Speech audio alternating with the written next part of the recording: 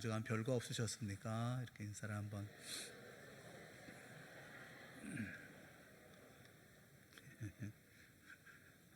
네, 별거 있다고 합니까? 저는 늘 인사를 받기를 잘 지내셨습니까? 평안하셨습니까? 안녕하셨습니까? 별일 없으셨습니까? 그러면 인사로 네, 별일 없었습니다. 잘 지냈습니다. 근데 마음속에 그런 생각이 있어요. 별일이 있으면 어떻게 할 건데요? 사실 우리가 별일 있는 삶을 다 살지 않습니까? 별거 없으셨습니까? 인사로 네, 별일 없었습니다. 뭐 별거 없었습니다. 인사는 하지만 사실 별일 있는 삶을 살고 별거 있는 삶을 삽니다. 인생의 삶에는 언제나 자신이 가지고 있는 한계를 넘어서는 일들이 참 많습니다. 내 힘보다도 내 능력보다도 더 큰 일을 만날 때면 맥없이 무너지는 경우가 많죠. 또 내 힘보다 더 많은 일이 주어지면 우리 인생에 과부하가 걸립니다. 그래서 지치고 힘들고 짜증나고 또 원망도 늘지요. 참 피곤한 인생을 살게 되어지는 경우가 많습니다. 그러니까 인생의 삶만 그런 것은 아닙니다. 신앙생활도 그렇습니다. 그 중에 보면 신앙생활 할 때 아주 신나게 이렇게 신앙생활 하는 분이 계셔요. 그런데 또 어떤 분들은 아주 힘들게 어쩌다가 마치 그물이라도 걸려든 사람 마냥 힘겹게 신앙생활을 하는 분들도 있습니다. 넘쳐 흐르는 신앙이 있고 마른 행주를 쥐어짜는 듯한 신앙도 있어요. 여러분은 어떻습니까? 흘러 넘치는 신앙생활을 하고 계십니까? 아니면 바닥을 긁는 신앙생활을 하고 계십니까? 이끌어가는 삶이 있고 이끌려가는 삶이 있습니다. 거슬러 올라가는 삶이 있고 그냥 떠밀려 내려가는 삶이 있습니다. 벼랑 끝에서 하늘로 날아오르는 삶이 있고 벼랑 끝에서 그저 떨어져 죽는 삶이 있습니다. 사랑하는 여러분, 우리는 무슨 일을 해도 좀 신이 나는 삶을 살아야 합니다. 무엇보다 신앙생활에 있어서는 반드시 그러해야 합니다. 신앙생활은 신도 나고 기쁨도 있고 행복도 하고 그런 신앙생활을 해야 합니다. 세상의 어떤 것과도 비교할 수 없는 즐거움을 신앙의 세계 안에서 우리는 경험해야 합니다. 충분히 그럴 만한 이유를 가지고 있는 사람들이 바로 우리들이기 때문에 그렇습니다. 여러분, 구원이 무엇입니까? 요한복음 10장에서 주님께서는 이렇게 말씀하셨어요. 오늘 본문에 말씀하시면서 내가 이 땅에 온 이유는 양으로 생명을 얻게 하고 더 풍성히 얻게 하려는 것이라 말씀하셨어요. 예수님이 이 땅에 오신 이유는 양에게 생명을 주는, 우리에게 생명을 주시기 위해서 오셨다 말씀하십니다. 예수님께서 오셔서 우리에게 주신 것은 생명이라는 거예요. 여기 말씀하시는 생명은 그냥 생명을 말하지 않습니다. 살아있기, 버티기, 그런 생명을 얘기하고 있는 게 아니에요. 여기 있는 생명은 하나님 안에 있는 생명을 말합니다. 이 땅에 어떤 것에도 짓눌리지 않는 부활의 생명을 말합니다. 이 생명 안에 엄청난 파워가 있죠. 하나님의 파워가 있습니다. 예수 그리스도의 십자가의 파워가 있습니다. 또 이 하나님의 생명에 접속되어져 있는 그런 생명이에요. 구원받은 자에게 주님께서 이 땅에 오셔서 구원하신 모든 이들에게 이 생명을 주신다는 거예요. 모든 이들에게. 이 생명의 중요성에 대해서는 아무리 강조해도 지나침이 없습니다. 여러분, 아무리 거대하고 큰 널판지라 하더라도 강물에 띄우면 그냥 떠내려갑니다. 하지만 아무리 작고 작은 송사리라 할지라도 강물을 거슬러 올라가죠.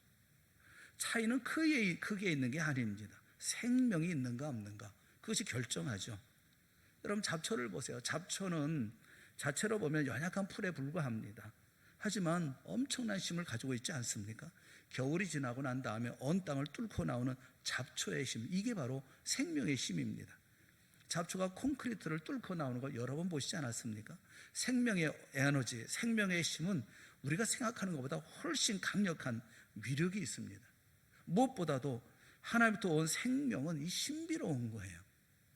우리가 가지고 있는 생명도 놀라운 일이겠지만 하나님께서 우리에게 주시는, 우리 주님께서 우리에게 주시는 생명은 아주 신비한 것입니다. 이 영생의 삶이라고 하는 것은 하나님의 생명 안에 있는 것을 말하고 있어요. 영생은 죽고 난 다음에 주어진 삶만을 말하는 게 아닙니다. 예수님을 믿는 순간 이미 영생의 삶은 시작된 것입니다. 그리스도 안에서 하나님의 생명 안에 내가 머물러 있다. 이것은 놀라운 복인 것입니다. 내가 온 것은 이 양으로 생명을 얻게 하려는 것이다 라는 말씀에서 이 생명이라는 말은 이제까지 살폈던 다른 생명과는 같지 않습니다. 이 생명을 풍성히 주시겠다 그렇게 말씀하고 있어요. 생명만 있는 게 아니라 그 생명을 풍성히 주시겠다 이렇게 말씀하고 있습니다. 결국 생명을 얻게 하고 풍성히 얻게 하는 이것은 바로 구원의 현재성을 우리에게 말씀해 주고 있는 거예요. 예수 믿고 구원받아 천국 가는 것은 미래의 사건만 아니라 현재적 구원의 삶을 동시에 우리에게 가르쳐 주고 있고 의미하고 있는 것입니다. 우리는 언젠가는 천국에 갈 것입니다. 그런데 지금 이곳에서 누리는 영생의 삶이 있고 풍성한 삶이 있는 거예요. 성도의 삶은 천국에 갈 날만 기다리면서 이를 악물고 하루하루 겨우겨우 버텨내며 살아가는 삶이 아니라는 것입니다.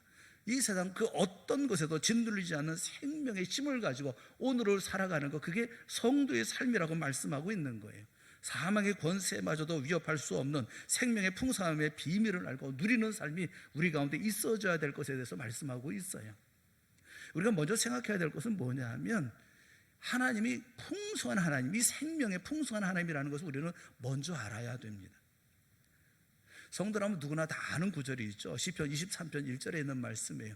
여호와는 나의 목자시니 내게 부족함이 없으리로다 라는 말씀이에요. 얼마나 이거 귀한 말씀입니까? 내게 부족함이 없다. 부족함이 없다는 말은 넉넉하다는 거예요. 풍성하다는 거예요. 넘친다는 거예요. 여러분 겨우겨우 연명하는 것을 말하지 않습니다. 최상의 상태예요. 흘러 넘치는 풍성함이 있는 삶에 대해서 말씀하고 있어요.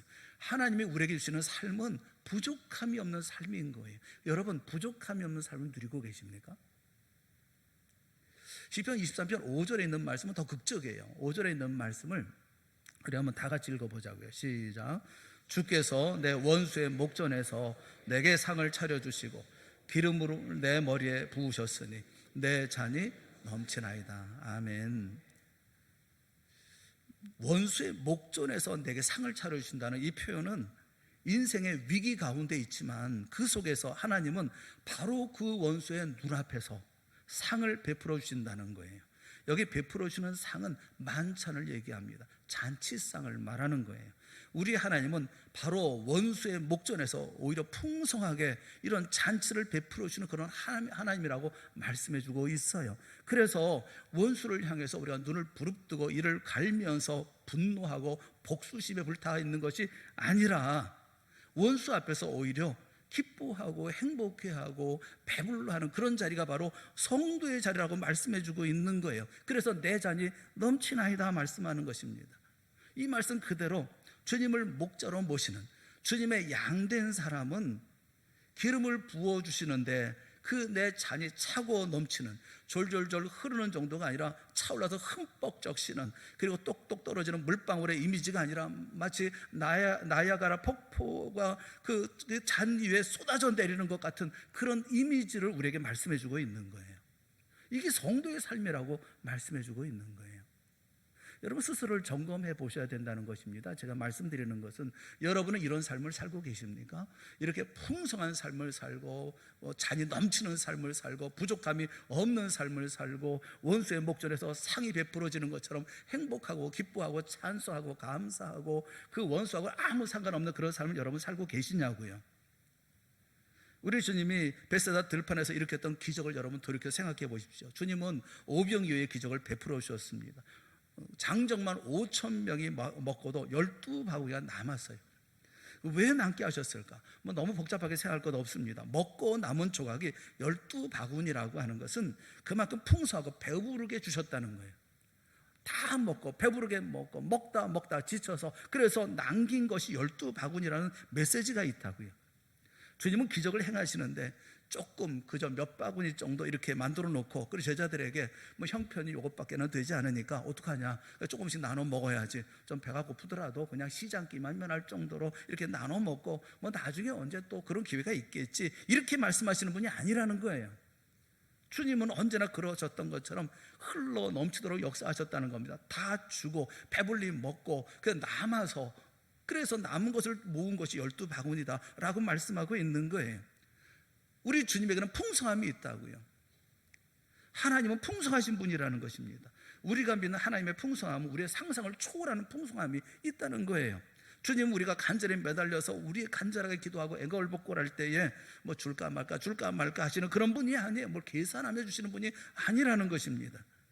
하나님의 성품을 아주 잘할 수 있는 그런 구절이 있어요. 누가복음 6장 38절에 있는 말씀이에요. 누가복음 6장 38절에 있는 말씀 같이 보겠습니다. 시작. 주라, 그리하면 너에게 줄 것이니 곧 후이되어 누르고 흔들어 넘치도록 하여 너에게 안겨주리라. 아멘. 이 말씀 앞에는 주님께서 이런 말씀, 예수님께서 말씀하셔요. 대접하라. 원수를 사랑해서 선대하라. 어떻게 우리가 줄 때에는 아무것도 바라지 말고 주라. 아버지의 자비하심 같이 너희도 자비한 사람이 되라. 이렇게 말씀하시면서 주라.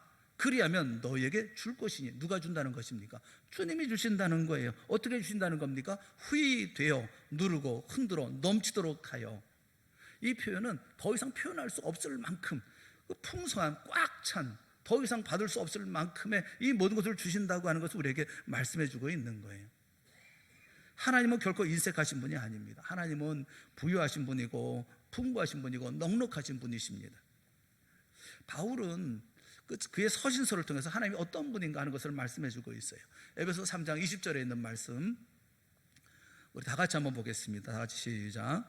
우리 가운데서 역사하시는 능력대로 우리가 구하거나 생각하는 모든 것에 더 넘치도록 능히 하실 이에게. 하나님은 어떻게 표현하고 있느냐 하면 우리 가운데 역사하시는 능력대로 우리가 구하거나 우리가 생각하는 모든 것에 어떻게 해요? 넘치도록, 더 넘치도록 능히 하실 분, 그분이 하나님이라고 말씀해주고 있어요. 빌립보서 4장 19절에 있는 말씀, 사도 바울이 하나님을 소개하면서 이렇게 소개합니다. 다 같이 시작. 나의 하나님이 예수 안에서 영광 가운데 그 풍성한 대로 너희 모든 쓸 것을 채우시리라. 하나님은 어떻게 표현하냐면 그리스도 예수 안에서 영광 가운데 그 풍성한 대로 너희 모든 쓸 것을 채우시리라. 어떻게? 풍성한 대로 채우신다는 거예요. 바울은 그의 서신에서 지혜라든가 평강이라든가 사랑이라든가 은혜라는 말을 쓸 때마다 그 가운데 평강이라는 말을 덧붙여서 사용했습니다. 그래서 하나님이 부유하고 풍성하고 모든 것을 넘치도록 채워주시는 분이라고 하는 것을 그는 간증하고 보여주고 증거해주고 있어요. 이 풍요함이라고 하는 것은 그래서 물질적인 것만 얘기하는 게 아니에요. 정신적인 거, 영적인 거, 육적인 거 모든 것을 두루 포함하는 넓은 개념의 이런 풍요로움에 대해서 말씀하고 있습니다. 하나님은 우리가 그렇게 풍성한 삶을 살기를 원하신다는 거예요. 그리고 그런 삶을 살 수 있도록 주신다는 거예요. 여러분 믿으십니까? 하나님은 당신의 자녀들이 풍성한 구원의 삶을 누릴 수 있도록 도와주시고 역사하시는 분이라고 하는 것을 성경은 우리에게 누누이 말씀하고 있어요. 그렇다면 이 차고 넘치는 하나의 풍성함을 우리가 누려야 되는 것, 그게 우리의 과제 아닙니까? 하나님께서 가지고 계신 그 풍성함을 마음껏 누릴 수 있는 삶을 살아야 되지 않겠어요? 그게 우리의 과제일 거예요. 아무리 하나님의 풍성함이 넘친다 한들 누리지 못한다면 무슨 소용이 있습니까? 하나님의 풍성함을 누리게 되어진다면 모든 것들이 다 평안해질 수밖에 없겠죠. 왜냐하면 하나님의 풍성한 안에 그 모든 것들이 다 들어있으니까요. 어떻게 이런 풍성한 삶을 살 수 있을까요? 여러분, 여러분의 삶이 풍성한 삶을 살고 계신다고 여러분 생각하십니까? 우리는 인생을 살아가면서 쥐어짜며 삶을 살아갑니다. 바닥을 팍팍 긁어가며 살아가는 분들이 계셔요. 그런데 성도는 그렇게 살아가서는 안 된다는 거예요. 풍성함 속의 삶을 살아야 된다는 겁니다. 교회 안에도 보면 희생자 증후군에 빠진 분들이 계셔요. 무슨 일이지 다 자기는 희생이다, 자신은 다 헌신하고 있는 것이고 자기는 빼앗기는 심정으로 교회 생활하는 분들이 계셔요. 억지로 어쩔 수 없이 예수 믿고 헌신하는 그런 분들이 계셔요. 참 딱한 분들이에요. 그렇게 신앙생활 하도록 주님 말씀하고 계시지 않거든요. 어떻게 하면 그러면 생명의 풍성한 삶을 살 수가 있을까요? 어떻게 하면 내가 이런 풍요로움을 누리며 살 수 있을까요? 그것은 다른 것 없어요. 나의 모든 삶을 온전히 주님 앞에 맡길 때 그런 일들이 벌어지는 거예요. 그 오지에서 복음을 전하는 선교사님들이 계십니다. 그런 분들이 선교가 얼마나 어려워요. 선교 지역에 가면 참 힘들어요. 그곳에서 춥고 덥고 힘들고 선교사에게 얼마나 말도 통하지 않고 이런 일들이 있지 않습니까? 그래서 매일 고통스럽고 힘들어요, 외로워요, 너무 걱정스러워요, 향수병에 빠졌어요, 이렇게 얘기한다면 얼마나 기가 막힌 일이겠어요. 그런데 그런 일들은 점처럼 볼 수가 없어요. 선교를 잘 감당하시는 분들을 만나보면 그분들의 행복 지수가 굉장히 높습니다. 다 행복하고 만족하다는 거예요. 어떻게 그럴 수가 있는지 모르겠어요. 지난번에 제가 다녀왔던 건 남미의 볼리비아, 우리가 지금 교회에서 선교하고 있죠. 도와주는 김두현 선교사님이 일하고 있는 것이 볼리비아거든요. 볼리비아는 고산지대입니다. 뭐 다른 것보다도 뭐 지역적으로 아주 어렵고 힘든 것은 그만두고라도 그 지역 자체가 고지대에 있어요. 그래서 평균 뭐 보통 그 다니는 데가 해발 3,000m입니다. 그리고 이 볼리비아의 수도인 라파스는 4,000m예요. 감이 안 오죠. 해발 4,000m면 4km 높이의 그 도시가 있는 것이거든요. 여러분의 그 이해를 돕도록 하기 위해서 몇 가지 좀 생각을 해보죠. 광명의 구름산이 해발 몇 미터인 줄 아세요? 구름산 350? 200m에 200m 해발 200m. 그 광명의 구름산의 높이는 해발 200m예요. 그 남쪽에서 제일 높은 산이 한라산 아닙니까? 한라산이 몇 미터인 것 같아요? 해발 2000m입니다. 1900 몇 미터예요. 우리에서 제일 높은 산이 백두산이잖아요. 백두산이 몇 미터예요? 2600m입니다. 그러니까 볼리비아의 평지보다도 낮아요. 그래서 이 백두산보다 더 높은 곳에 사는, 그거보다도 1km나 더 높은 곳에 그 수도가 있어요. 그 가슴 아픈 소식이, 이기재 선교사님이 그 볼리비아에 처음 도착했을 때 온 가족이 다 가지 않습니까? 그때 그 사모님하고 목사님하고 그리고 아이들이 있어요. 아들이 있고 딸이 있는데 아들이 초등학생이고 그 다음에 딸이 그 유치원에 다니는 아이였었어요. 그런데 볼리비아의 그 라파스의 공항에 내리자마자 만난 게 뭐냐면 코피가 터졌어요, 아이들이. 그리고 숨을 못 쉬는 거예요. 그래서 산소 호흡기를 이렇게 대고 공항을 나올 수밖에 없었어요.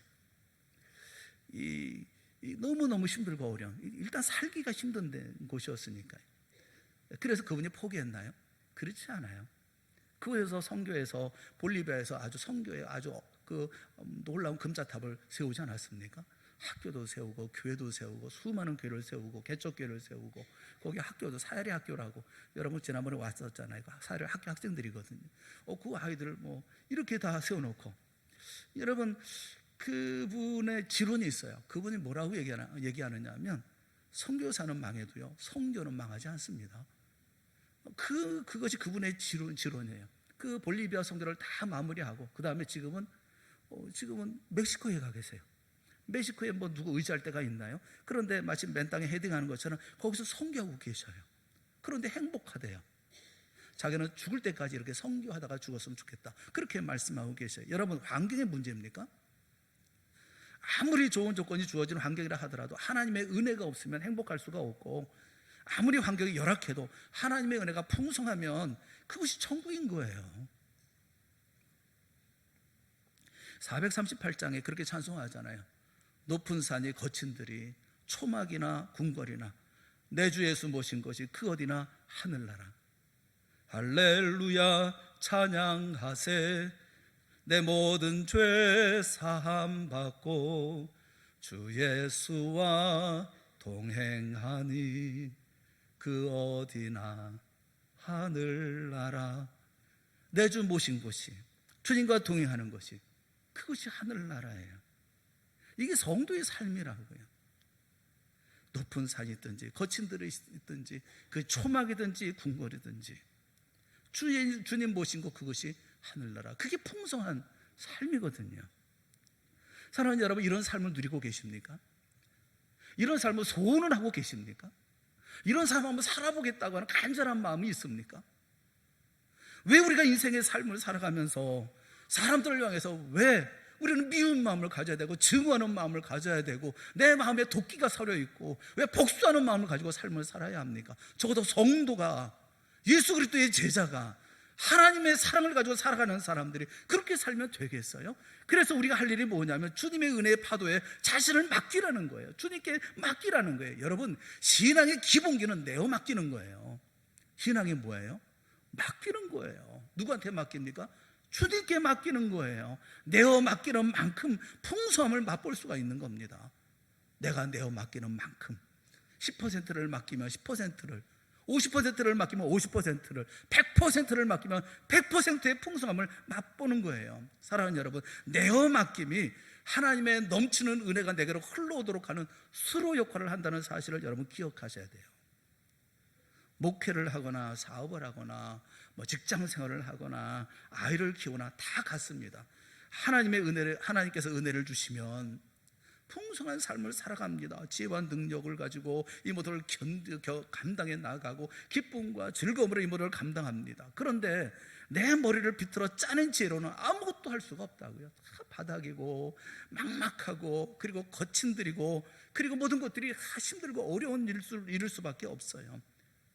주님께 내어 맡기면 주님은 내 안에 지혜와 능력을 풍성히 베풀어 주시고 우리 마음속에 평안함 허락하여 주셔서 내일에 대한 소망을 갖고 그리고 힘내어 달려갈 수 있게 하는 것이 이 주님께서 주시는 풍성한 생명의 풍성함이라고요.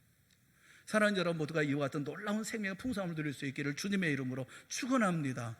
그런 믿음의 사람들이 됐으면 좋겠어요. 여러분들의 얼굴을 볼 때마다 그 기쁨이 넘치는 얼굴을 봤으면 좋겠고 입을 열 때마다 그 안에 감사가 넘치고 찬양이 넘치는 삶을 살아가는 모습들을 봤으면 좋겠어요. 탄식하고 한숨 쉬고 그리고 우리의 삶에 대해서 저주하고 내가 왜 이 땅에 태어났는가 이 속상해하고 그런 모습들을 보면 참 안타깝기 짝이 없어요. 여러분 우리 그런 경험 해봤잖아요. 2002년도 월드컵이 있을 때 저는 보면서 참 희한한 현상이다 그런 생각이 됐어요. 우리나라가 16강에 올라가고 8강에 올라가고 4강에 올라가고 뭐 이러잖아요. 그러면서 무슨 일이 벌어집니까? 온 나라가 뭐 정신 이상자들이 모인 것 같은 나라가 되지 않았나요? 모든 사람들이 다 태극기 휘두르고 차 위에 올라가고 버스 위에 올라서 태극기를 흔들질 않나? 어떤 사람은 본네 뒤에 앉아가지고 차가 막 달려갔는데 그 위에서 태극기 흔들면서 가질 않나? 어떤 사람들은 창문에 걸터 앉아가지고 밖으로 태극기 휘두르고 다니고 그러고 있지 않나? 여러분 그러지 않았어요? 빵빵빵빵 거리고 모든 차마다 다 크락션 울리고 돌아다니고 그랬더니 여러분들 주변에 있는 저 길가에 섰던 사람들이 다 저런 했나요? 다 박수 쳤잖아요. 어떻게 그런 일이 가능해요? 왜 가능하냐 하면 모든 사람이 행복했기 때문에 그래요. 그 마음속에 기쁨이 있었기 때문에 그래요. 모든 게 용서가 되더라고요. 시민만 아니라 모든 사람들만 아니라 경찰들조차도 그냥 웃으면서 박수 치고 있어요. 어떻게 이런 일이 가능합니까? 여러분 예수님께서 원수를 사랑하라 이 가능합니까? 원수를 어떻게 사랑합니까? 항상 기뻐하라 범사에 감사하라 쉬지 말고 기도하라 이게 어떻게 가능합니까? 가능합니다. 풍성함이 있으면 가능한 거예요. 내 마음이 기쁘고 행복하면 용서가 쉬워요. 그러나 내 마음이 지옥이면 사랑하기도 버거워요. 힘들어요. 여러분 힘들어서 불평이 터져 나오는 이유는 그리 힘들기 때문이 아니라 하나님으로부터 오는 풍성함을 누리지 못하기 때문에 그런 겁니다. 환경의 문제도 아니고 사람의 문제도 아닌 거예요.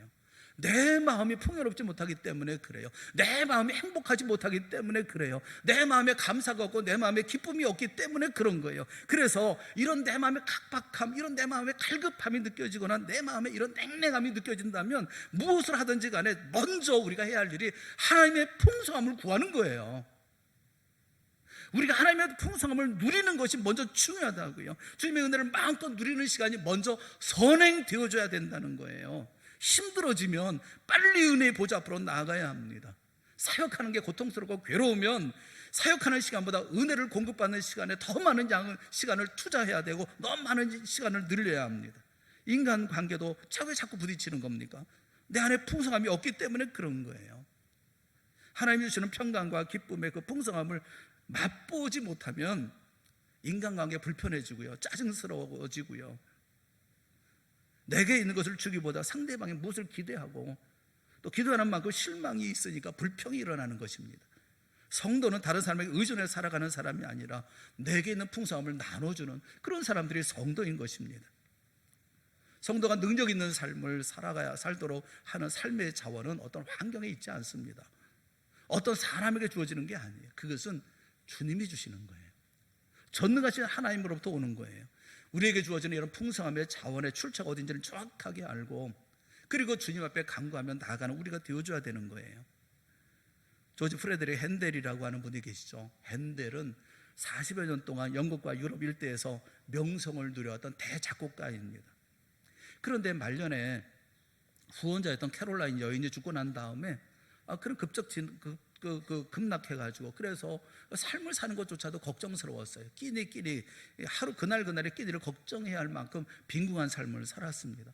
게다가 뇌출혈이 있어서 오른쪽을 거의 반신을 마비가 되어서 걷기는커녕 악보 그리도 손 움직이고 악보 하나 그릴 수가 없었어요. 조금씩 일을 위해서 노력하고 애쓰고 하면서 차도가 조금씩 보이면서 이제 조금 움직일만 할 때 그에게 소포가 하나 도착했습니다. 소포는 찰스 제네스라고 하는 찰스 제네스로부터라는 그런 이제 서명이 들어있는 소포를 하나 받았어요. 그 소포 안에는 이 가사가 들어있는 거죠. 가사가 들어있고 곡을 작곡해달라는 거예요. 핸델이 보면 기가 막혔습니다. 자기는 대작곡가인데 이름도 없는, 그리고 이류 시인에 불과한 이 사람이 이 가사를 보낸다는 게 이게 자기를 뭘로 생각하고, 이런 마음을 가지고 이 소포를 뜯어보았어요. 그리고 그 가사를 읽어나가기 시작했습니다. 읽어나가기 시작하면서 자기도 모르는 사이에 막 악상이 떠오르기 시작했습니다. 그리고 그것을 그 자리에서 그 악보를 그려내기 시작했어요. 왜냐하면 그 가사는 바로 하나님의 말씀, 성경 말씀이었기 때문에 그래요.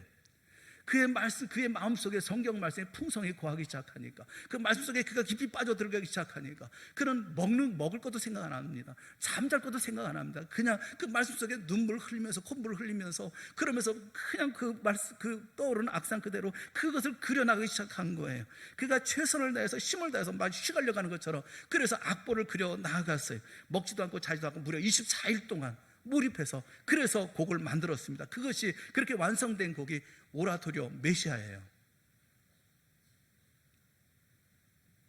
풍성함이 있을 때, 말씀에 풍성함이 있고 말씀 속에 깊이 들어가니까 위대한 일이 만들어지잖아요. 강력한 역사가 일어나잖아요. 위로부터 꽂혀내려는 영감을 며칠 동안 밤낮으로 받았으면, 그래서 위대한 작품이 탄생되지 않았습니까? 우리 인생도 쥐어짜서 하는 것, 이 쥐어짜서 할 수 있는 것, 그것은 무엇인가 부족하고 힘을 힘대로 둘 수밖에 없습니다. 물론 쥐어짜서라도 선한 삶 살아야 되고 신앙의 삶을 살아야 돼요. 그러나 쥐어짜며 사는 삶이 얼마나 힘드냐고요. 주일날만 되어지면 교회 나오는 게 힘들고 어렵고 안 나갈 수 없고. 여러분, 그렇다고 한다면 우리가 어떻게 해야 되겠냐고요. 풍성한 하나님 앞에 간구하고 기도해야 되는 거 아니겠어요? 우리 야고보서 1장 15절에 있는 야고보서 1장 5절에 있는 말씀 우리 한번 다 같이 읽어봤으면 좋겠습니다. 1장 5절 다 같이 시작. 너희 중에 지혜가 부족하거든 모든 사람에게 후히 주시고 꾸짖지 아니하시는 하나님께 구하라. 그리하면 주시리라. 아멘. 부족한 것을 구하라고 말씀하고 있어요. 그러면 주신다고 말씀합니다. 누가 구합니까? 자신에게 부족함이 있다고 하는 사실을 자인하는 사람, 내가 부족함을 아는 사람, 그 사람이 구할 때 꾸짖지 않고 후히 주신다고 말씀하고 계시지 않습니까? 사랑하는 여러분 모두가 풍성한 믿음의 삶을 살아갈 수 있기를 주님의 이름으로 축원합니다. 여러분의 삶 각박한 삶 살지 말고, 냉랭한 삶 살지 말고, 바득바득하는 삶 그냥 그저 쥐어짜는 삶 살지 말고 풍성한 삶을 살아갈 수 있기를 바라요. 여러분, 하나님께서 우리에게 베푸시는 이 풍성한 은혜, 왜 풍성한 은혜를 주십니까? 나 하나만 만족시키도록 하려고 그러면 풍성한 은혜가 뭐가 필요하겠어요? 그런데 풍성한 은혜를 주시는 것은 이유가 있어요. 섬김을 위해서 주시는 거예요. 내 영이 흘러 넘치는 상태가 되어지면 영적인 공간이 생겨요. 그리고 비로소 다른 사람들을 섬길 마음이 일어나는 것입니다. 내게 삶의 여유가 전혀 없다고 한다면 자연히 이기적인 사람이 될 수밖에, 나만 생각하는 사람이 될 수밖에 없잖아요. 옆을 돌아볼 마음이 생기질 않아요. 혼자 살아남기에, 그저 생존하기에 급급한 삶을 살지 않습니까? 그런데 내 안에 풍성함이 있으면 이웃이 보이고요, 세상이 보이고요, 다른 사람이 보이는 거예요. 창세기 49장 22절 우리 한번 말씀을 다시 한번 같이 보겠습니다. 창세기 49장 22절 같이 보죠. 요셉은 무성한 가지 곧 샘 곁에 무성한 가지라 그 가지가 담을 넘었도다. 이거 야곱이 요셉에게 준 축복의 말씀이에요. 요셉은 무성한 가지예요. 무성한 가지인데 이 무성한 가지가 가만히 자기만을 위해서 있는 것입니까? 그 가지가 담을 넘습니다. 그래서 이 흘러 넘치면 아주 잘 설명해 주고 있어요. 이 야곱의 축복대로 요셉의 인생은 그 풍성한 은혜가 임했죠. 요셉 한 사람으로 인해서 애국과 그 주변의 나라들이 다 영향을 받습니다. 요셉은 자신의 가족들이 애굽의 고센 땅으로 이주하고 마침내 이스라엘 민족을 일으키게 하는데 아주 결정적인 역할을 합니다. 한 사람에게 흘러넘치는 은혜가 야곱의 가정으로 그리고 이스라엘 민족으로 그리고 심지어는 오늘 우리에게까지 흘러넘치는 역사가 있는 것을 우리가 경험하지 않습니까? 하나님 우리에게 흘러넘치도록 부어주시는 데는 목적이 있어요. 첫째 목적은 우리 자신이에요. 우리가 풍성한 행복을 누리기를 기뻐하시는 것입니다. 두 번째는 내 곁의 사람을 위해서예요. 내 아내, 내 남편, 내 자녀, 내 부모, 내 이웃을 위해서 이 풍성함을 주시는 거예요. 그러니 우리 마땅히 풍성한 사람이 되어줘야 하는 것이 아니겠어요? 교회 안에서 신앙생활하면서 세월이 흐를수록 그저 바닥 끓는 삶만 살아가는 그런 우리가 되어서는 되겠습니까? 나이와 신앙의 결론에 걸맞는 능력과 여유로움과 풍성함이 우리 가운데 흘러넘쳐야 되는 것이 아니겠어요? 나이가 들면 뭘 하겠어요? 지위만 높아지면 뭘 하겠어요? 교회에 높은 자리에 있고 교회에서 역할을 하면 무슨 소용이 있어요? 힘이 없다고 한다면, 흘러넘침이 없다고 한다면 무슨 의미가 있냐고요? 여러분, 우리는 목자 되신 하나님께서 기르시는 다 하나님의 자녀라는 사실을 여러분 기억하십시오. 우리는 하나님의 자녀에게 우리에게 이미 생명을 주셨어요. 풍성히 주시겠다고 말씀하고 있어요. 어떤 사람에게? 주님께 맡기는 사람에게, 그리고 그 하나님 앞에 간절히 간구하며 기도하는 사람에게 이런 모든 것을 허락하여 주신다고 말씀해 주고 있어요. 부족함이 없는 삶을 주시겠다고 약속하고 있어요. 로마서 8장 32절 말씀에 자기 아들을 아끼지 아니하시고 우리 모든 사람을 위하여 내주시니가 어찌 그 아들과 함께 모든 것을 우리에게 주시지 아니하겠느냐 이렇게 말씀하고 계시지 않습니까? 우리 모두 풍성함을 경험하고 풍성함을 누리는 여러분 모두가 되어질 수 있기를 주님의 이름으로 축원합니다. 성도라면 마땅한 삶을 살아야 되는 거예요. 여러분의 얼굴에서 기쁨을 볼 수 있기를 바라고, 넉넉함을 볼 수 있기를 바라고, 여유로움을 볼 수 있기를 바라고, 용서와 사랑과 말씀을 실천해나가는 충성을 볼 수 있기를 바랍니다. 신앙생활은 쥐어짜는 삶이 아니에요. 팍팍 긁어서 할 수 없이 살아가는 삶이 아닌 거예요. 내 안에 생명이 흘러넘치기를 바라요. 내 안에 사랑이 흘러넘치고, 내 안에 기쁨이 흘러넘치고, 내 안에 감사가 흘러넘치고, 내 안에 말씀이 흘러넘치는, 그래서 우리에게 주신 이 모든 것으로 세상 많은 사람을 흘려보내줄 줄 아는 그런 믿음의 사람들이 되어줘야 되지 않겠습니까? 해피데이 전도란 바로 이렇게 흘려보내는 일인 거예요. 그런데 우리가 충만하지 못하다고 한다면, 내가 풍성하지 못하다고 한다면, 내가 그 자리에 있지 못하다고 한다면 내가 무엇을 줄 수 있겠냐고요. 사랑하는 여러분, 주 앞에 맡기십시오. 주님께 맡기십시오. 이제 10%를 맡겼으면 20%, 또 20% 맡겼으면 50%, 절반을 맡겼으면 이제 전부를 주 앞에 맡기고 주님 의지하고 주님과 함께 기뻐하고 감사하고 주의 역사 이루어 나아갈 수 있는 그 넉넉한 마음을 가지고 주의 나라 만들어가는 여러분의 가정, 여러분의 심령, 또 여러분의 모든 사업, 또 우리 모두가 다 되어질 수 있기를 주님의 이름으로 축원합니다. 기도하겠습니다. 사랑의 하나님 아버지, 우리에게 은혜를 베풀어 주시옵소서. 풍요로움 허락하여 주시옵소서. 생명 있는 삶을 정말로 살아갈 수 있도록 인도하여 주시옵소서. 우리는 넉넉한 삶을 살기를 원합니다. 힘 있는 삶을 살기를 원합니다. 그리고 흘러넘쳐서 많은 사람들에게 나누어주고 베푸는 삶을, 흘러내리는 삶을 살아갈 수 있기를 원합니다. 이런 믿음의 삶을 살아가는 우리 모든 성도들이 되어질 수 있도록 성령의 성령이여 이 시간 우리 성도들의 모든 마음 가운데 역사하여 주시옵소서. 예수님의 이름으로 기도드리옵나이다. 아멘. 우리 다 같이 자리에서 일어나셔서 438장 찬송